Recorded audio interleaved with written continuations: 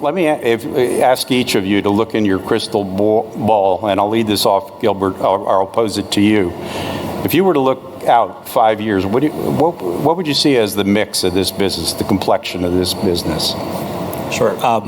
So 5 years to me is a short time to see how the business or the industry would evolve. But as mentioned earlier, I do think that mutual fund assets will continue to decline, not just by market but also by outflows and ETFs increasing. And so, will there be a level playing field where you would see assets of ETFs and mutual funds globally to be at par with each other? It's possible within 5 years, but it could be a little bit longer than that.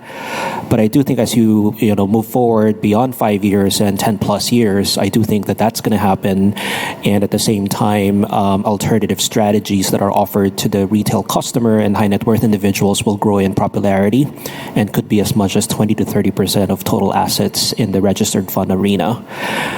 So what does that really mean for players in the market is that, just be mindful of where overall trends are headed over the next 5 to 10 plus years and where you are in the market.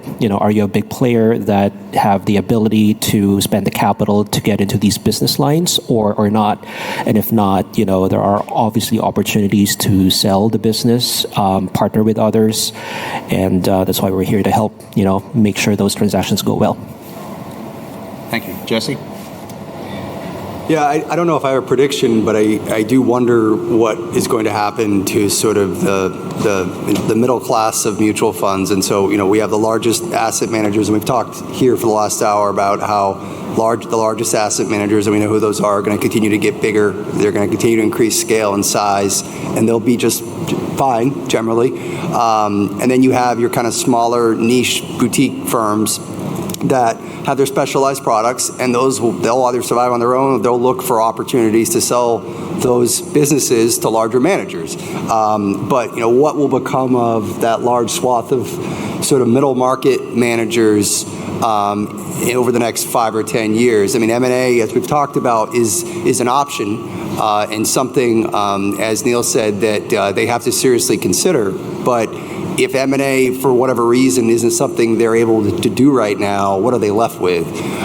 So I think you'll see a lot of product rationalization. Some of the things I talked about earlier about trying to streamline operations, cut costs, eliminating products that don't make sense or aren't accretive to them. And so you'll see probably those types of managers, become more strategic in terms of how they manage their assets and the types of products that they have.